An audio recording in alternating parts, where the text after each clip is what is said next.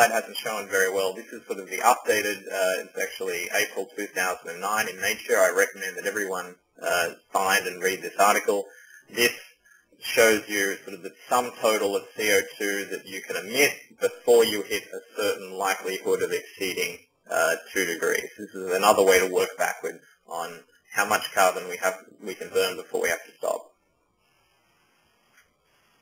All right, so that brings us back to how we actually produce our energy and the carbon that's doing it. So this is measurements from the International Energy Agency and also a study group called GCEP at Stanford on how we produce energy. Humanity produces about 18 terawatts of primary energy, about 5 terawatts of that is oil, 3.6 coal, 3.2 gas, about 5.2 terawatts is in plants that we use either as biofuels or for food or in agriculture, a whole lot here in nuclear, and then the renewable energies as we know them are these smaller slices here, the largest of which is hydroelectricity at 0.36 terawatts.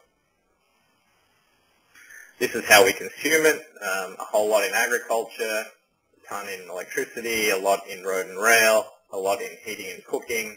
Other is things like in industry, manufacturing industry. Other are things like chemicals, metabolism, etc. Forestry is a lot.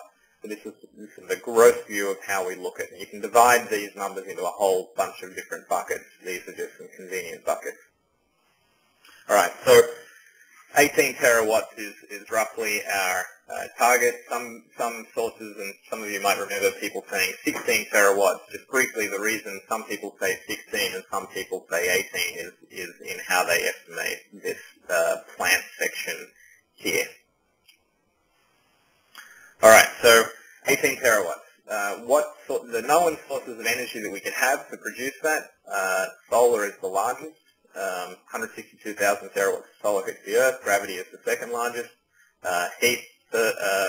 Gravity is a smaller one. There is heat, and then there is nuclear. Nuclear is not it's expressed in joules. That's because there's a finite amount of known fissionable material on the Earth. The rest of these things are genuinely renewable, which is why they're expressed in power, not energy.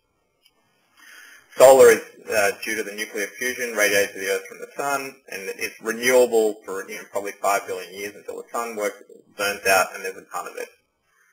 Gravity, that's the motion of the moon principally and the other celestial bodies around the Earth. That creates the tides. There's about 3.5 terawatts in ocean tides, and about 0.2 terawatts in solid Earth tides, which is the sort of the gravity distorting the actual physical Earth. Heat or geothermal, that is due to nuclear materials decaying in the Earth's core, plus some of the original heat from the gravitational collapse of the early Earth, plus some of those tidal forces creating friction. And so the Earth is basically constantly radiating 32 terawatts out to the surface from within. Nuclear, here are estimates of how much, there's about 1,000 years of uranium left, about 100 years of thorium. Some of these depend upon what technology you do nuclear with, but it's a non-renewable resource, but there is quite a lot of it. All right, so let's go to solar. Of all of the 162,000 terawatts that comes in, that's this big yellow stripe, about 40,000 is immediately reflected from the outer atmosphere, about 5,000 terawatts is scattered, about 5,000 terawatts is reflected off the oceans and the surface of the Earth, and then the rest, these three components, make it into us. So I think if you can only remember one slide so that you can be conversant at dinner parties about renewable energy, this is the one. This sort of represents a summary of sort of 1,000 academic papers on energy potential. So again, remember, humanity uses 18 terawatts. If we extracted all the energy in all of the tides generated by the moon, we'd only get about 3.5 terawatts, or about 1/5 of our power supply. Solar is the big one, 85,000 terawatts. There's a lot of that. Wind is the second largest one, 3,600 terawatts, but that's at all altitudes. I think in the low altitudes where a normal wind turbine can work, there's about, up to about 50 meters or 80 meters, there's only about 400 terawatts. In the ocean waves, in the deep ocean, there's 60 terawatts. But I guess the humbling thing about wave power is if you extracted all of the wave power on every coastline of every continent in the world, you'll only get 3 terawatts, or about a sixth of humanity's power supply. Similarly with hydroelectricity, that's rain falling into dams. If you captured every raindrop on every continent and ran it through a perfect hydroelectric dam, you only get about 25 terawatts. If you wait for it to get into rivers and you dam every river in the world, you'll only get about 7 terawatts.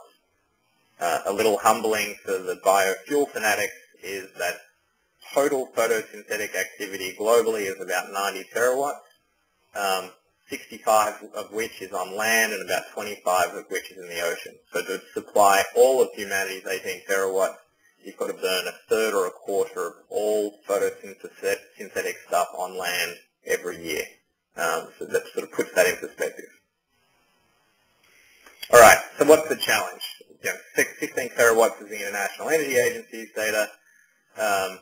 We've got to get down the carbon, and so to get to 1 to 2 gigatons of carbon going in the atmosphere every year, we should only get about 2 or 3 terawatts from fossil fuels. We've already got about 1.5 terawatts of renewables.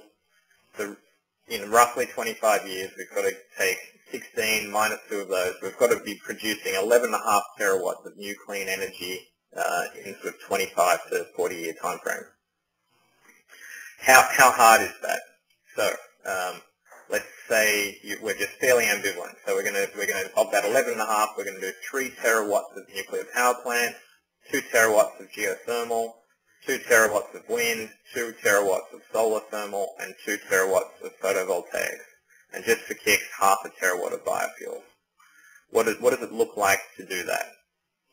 Functionally, that means if you've got 15% efficient solar cells, and that's a pretty good efficient, high efficiency commodity solar cell, you've got to install 100 square meters of them every second, every tick of this clock for the next 25 years, and that would give you 2 terawatts of photovoltaics.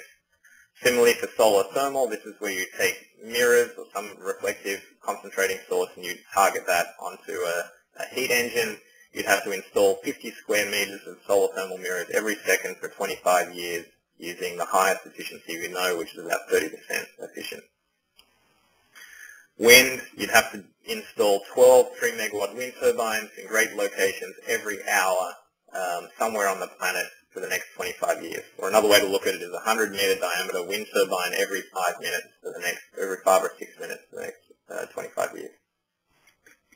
Nuclear, it would be 1 full-scale 3-gigawatt nuclear power plant every week for the next 25 years somewhere in the world to get to the 3 terawatts of new nuclear. And geothermal, you'd be doing 300 megawatt steam turbines. That's a small downtown building, each one of those every day for the next 25 years. And in terms of biofuels, this is just an analogy, but you would have to fill 1 Olympic swimming pool with genetically engineered algae that's a higher efficiency than we even know how to do today every second for the next 25 years. And so obviously you're not going to build all those swimming pools, so you're going to start filling in very large portions of land area to do that. All right, so you might then say, holy cow, that's frightening and that's enormous and that's scary. But here's some of the good news. We do have the industrial capacity to do this. So in the US alone, we produce about 110 billion aluminum cans per year. If you sort of cut these cans in half and you unfolded them and you turned them into mirrors for solar thermal, that number of cans alone would represent something like 200 gigawatts of solar thermal capacity every year. So that, in 10 years, if you harnessed all of that aluminum can industry, you would produce that 2 terawatts of solar thermal and sort of solve 1/5 or 1/6 of the problem.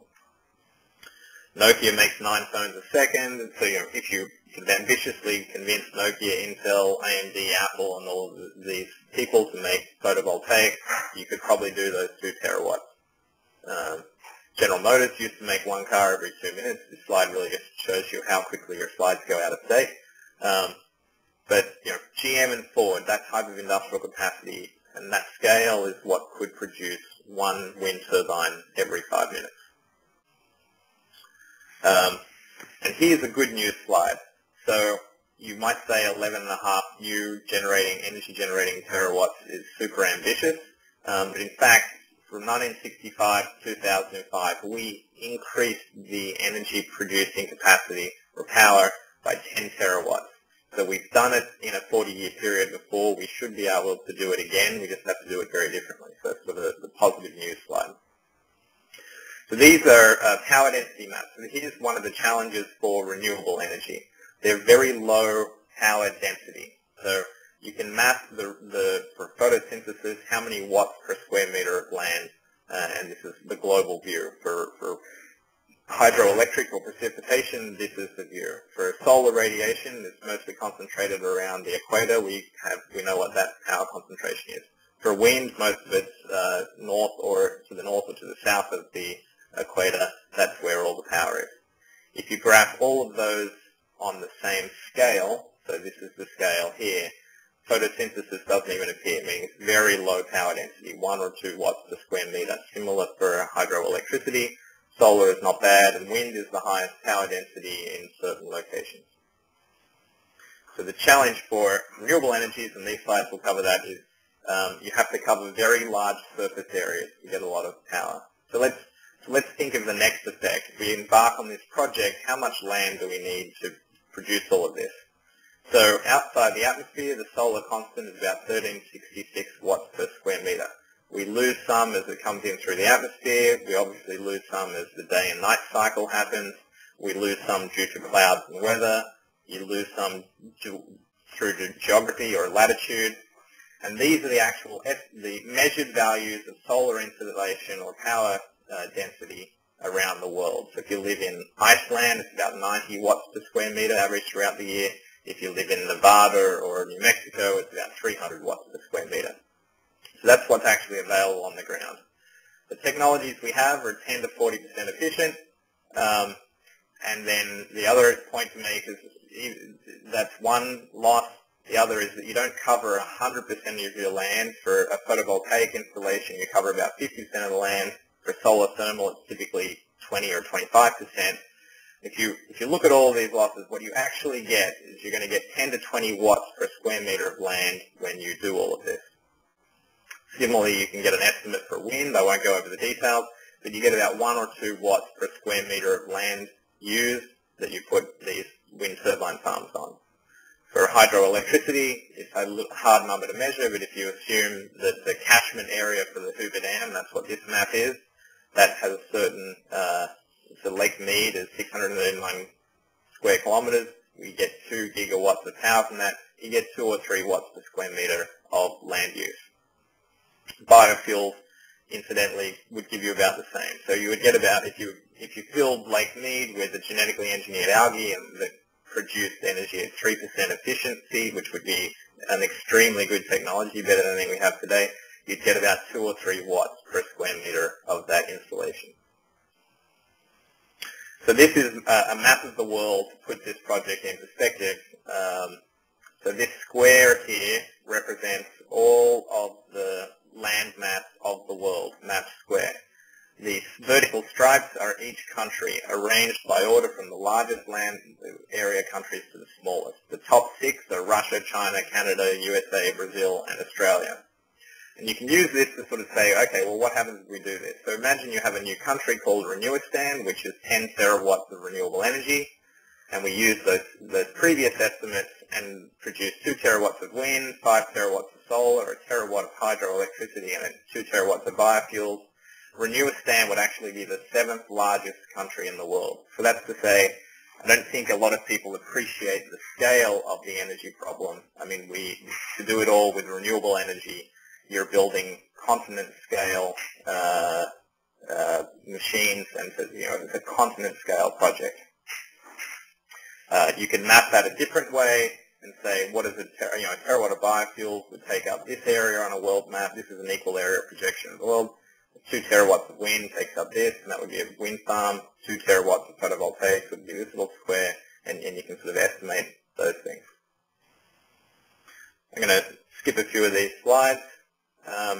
Another question you would say before you embark on this project is it's going to take a lot of energy and hence a lot of carbon to produce these new machines. So from the Kuhme-Krauss way of looking at the world, you can actually say that for every joule of fossil energy we use, we produce about, this is a tiny number, 4.9 times 10 to the minus 21 increase in CO2 in the atmosphere. So this enables you to estimate how much CO2 we put in the atmosphere when we build these machines. So, how many parts per million of CO2 would be produced if we replaced every gasoline car in the world, about 1 billion of them, with a 1,000 kilogram electric vehicle. You'd actually add half a ppm just to the energy of producing those vehicles if you produced it with coal and natural gas.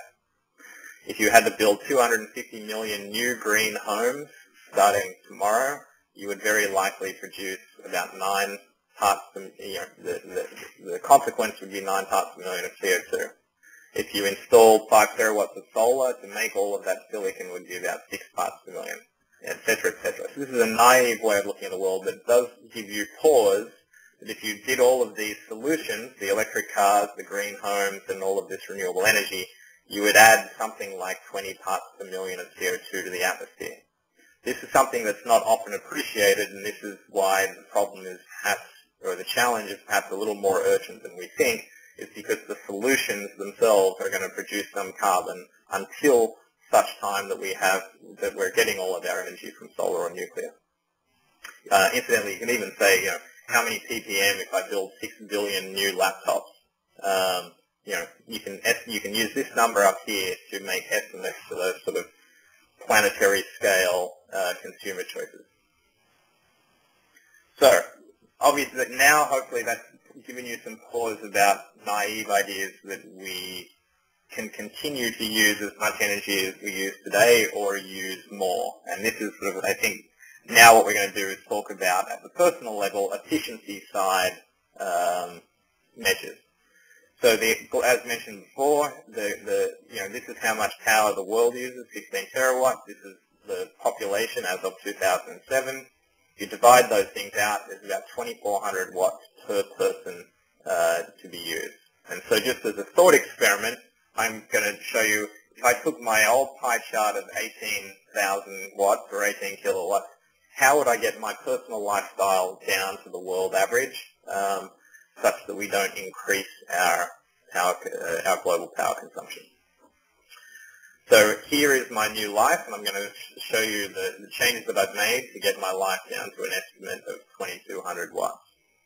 This would have to be my new flying regime. And some of you will remember the old slide, but I now get to fly once a year to Boston, once every 3 years to Australia to visit my family, once every 5 years to Europe, and once every 10 years to Hawaii for a surfing vacation.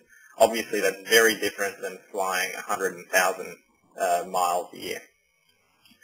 That's why it's great that we do these web conferences, because we're offsetting the travel of all having the conference physically for this. So in terms of my new driving, I now get to drive twice a month to work in my hybrid across the bay in San Francisco, about 20 miles, about once a month to Mountain View, 6 times a year to visit my in-laws in a hybrid, and twice a year in my Volkswagen dune buggy to go surfing down here at Santa Cruz. And that would be equivalent to about 260 watts. A big change from today. Remember, this is all just to be illustrated. I'm now saying I'm going to be 6/7 vegetarian. What I mean by that is eat meat only one day out of the week. And that's why there's been a huge reduction in the energy required for my meat and fish production. Probably the hardest thing to do is to go to only 1 glass of wine a night instead of 2. And then if you make some assumptions, and although these are yet to be proven out, to be perfectly honest, that organic or local food cuts down farming energy and transportation, then you can get some reductions. The reality is people don't know we haven't done enough science to know whether organic and local food really is more energy efficient than industrial agribusiness, and in fact it likely is not. In terms of stuff, you remember my old stuff was a huge 2,500 watts for all of my stuff. The only way to really reduce that is, either to own 1/10 as much stuff, or to make your stuff last 10 times longer. And I sort of joke that this is sort of the Rolex watch and Mont Blanc pen approach. You only buy beautiful things that you keep for a very long time. And by doing that, you amortize their energy of production over a much longer period of time. So if I do all of those things and I stop paying taxes, because as you remember, 3,000 watts of my power was going to government via my taxes. So in fact, to get to that 2,400 watts, I have to stop paying taxes and do all of these other things. So that's roughly the scale of changes we're talking about. Incidentally, what about products? So here is a drink that's ironically called an energy drink. We're all familiar with this nutrition facts label. What if you looked at the energy consumption facts label for that same bottle? This is what it would look like. It takes 4 megajoules to produce that bottle. You can figure that out by the weight of the materials that go into it. We know the recycling rate, the landfill rate, etc. But if you were, for this bottle, if you were drinking one of these per day while trying to hit a 2,000 watt lifestyle, this would represent 5% of your daily power consumption value. So, hey, Saul, sorry to interrupt, but we're not seeing the slide with the bottle. You're seeing, there's the bottle? We're seeing the one with your old stuff, 2,500 watts, and new stuff, that height. Can you click back and click forward again? Okay, so I'm now with you. I'm clicking forward. Do you see a bottle? No, I'm not. That's odd. All right, I see it. What slide number are you on? 101? 101. Huh. Maybe, yeah, it's not, all right, that's just bizarre. It's not moving. So, hold on, I'm going to...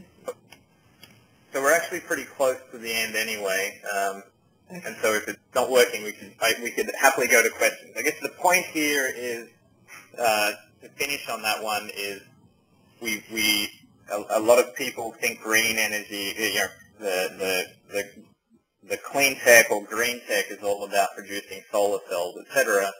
But I think I've tried to give an argument here that the clean tech and green tech is also about accepting the scale of the problem, and that nuclear has to be considered an option if we want to continue to use a lot of energy. And that in fact clean tech and green tech, hello?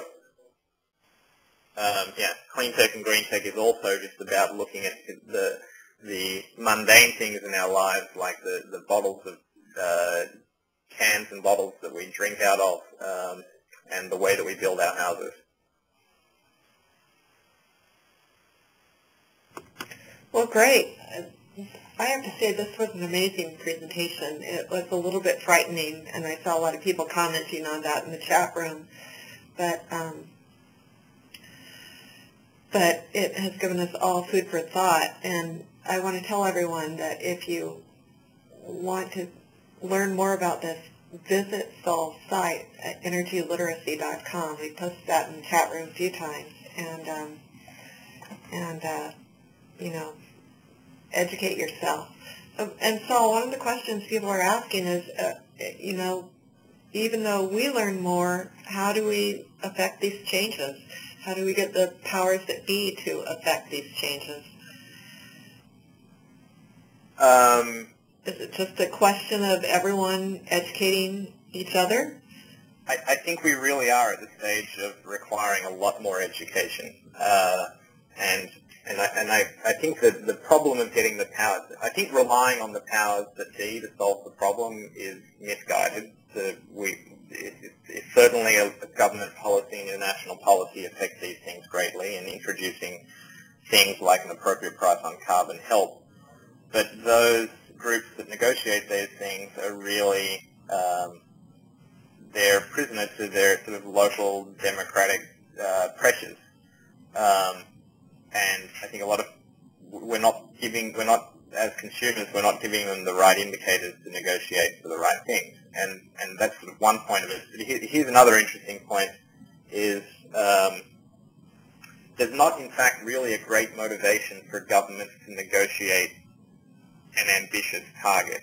So imagine you're a government that says, And in fact, it's very unlikely, I think, that they will ever commit to a specific CO2 concentration or climate goal.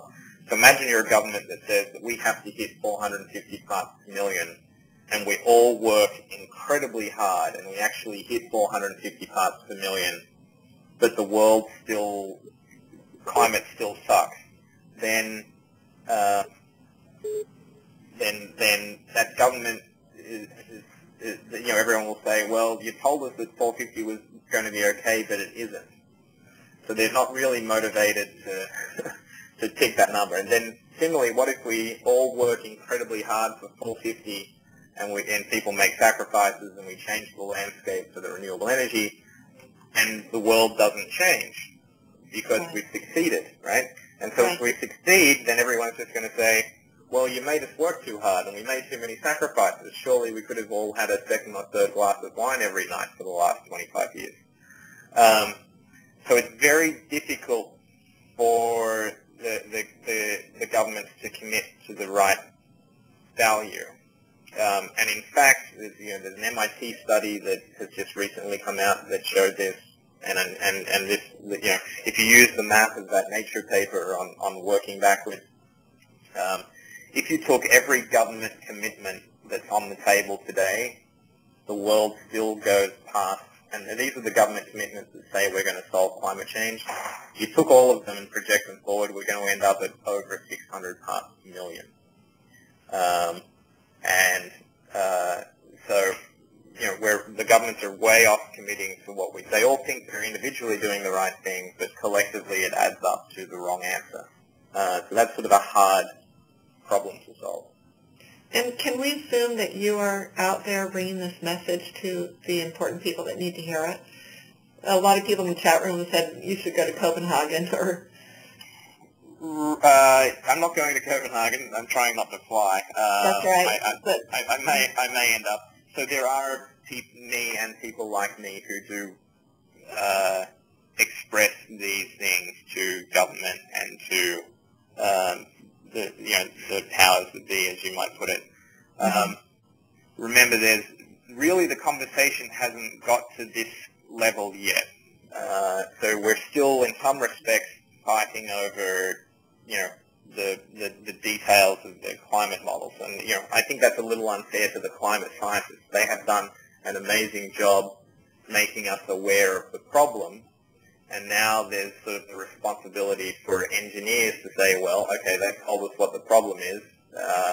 Here are the viable solutions. And so, in fact, the reason to sort of lay out this material in the logic that I've laid it out here is to say, all right, there's many different ways that you can solve the problem. One is that we all stop driving tomorrow and don't turn our lights on. Right? That solves the problem. But it's unlikely that we're going to do that, nor that we want to. So then you could say, all right, well, we should do massive investment in nuclear power. And then so you would then like to get the conversation to, okay, what does that mean? That means we have to change a lot of public opinion. We have to make it safer. But it also means we have to deploy the new generations of nuclear energy, the breeder reactors and the reactors that get more energy out of the uranium instead of the very inefficient reactors in most nuclear power plants. Otherwise, we actually run out of uranium in short time. Or if you don't like to go nuclear, then the environmentalists will have to accept that the other solution is this massive renewable infrastructure. Lots of solar cells everywhere, lots of wind turbines everywhere, and I guess to reinforce it, the reason to lay out the logic in this way is to say, in some respects, we are all climate hypocrites. In fact, I've shown you I'm an enormous climate hypocrite. I know what the problem is. I know what the solutions are. I should be living in a 2,500 watt lifestyle, but I'm struggling to get there. And so if you're at that level, then of hypocrisy, it's a little unfair to have knee-jerk reactions against your local wind farm or knee-jerk reactions against nuclear power. I think you would just like to get the debate to, well, okay, we've been told that this, and we understand that this is what we need to do to solve climate change. Therefore, these are the things that we need to do, and we have to reassess our opinions on how we use and how we generate energy. And then we need to express that to governments and to corporations and make appropriate changes. Oh, great. And someone just wrote, "We forgive you for your travel. You need to get the word out."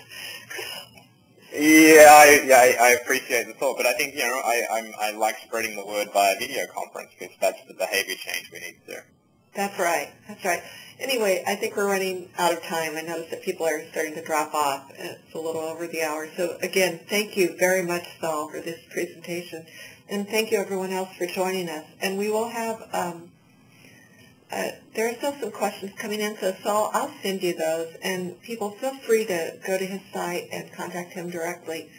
Yeah, I'll try and answer all the questions on my blog. So there you go. Excellent. So, I also want to say we'll have a full recording of this with the audio available in a short time, and I'll send everyone a link as soon as we have that. And as Saul said, the slides are also on his site. And so, where is your blog? Is that energyliteracy.com or is it another site? That's right, energyliteracy.com. Energyliteracy.com is where his blog is. So if you want to keep a copy of the chat transcript also, the best way to do that is just to copy it and paste it into another file, and I'm doing that myself, so everyone complains that I don't give them time to copy it. But if you don't have time and you want a copy of it, just email me at webcast@o'reilly.com, and I'll email it to you immediately, so that's no problem. And that's about it. I'm going to close out the meeting now. So thank you, everyone, and goodbye. Thank you.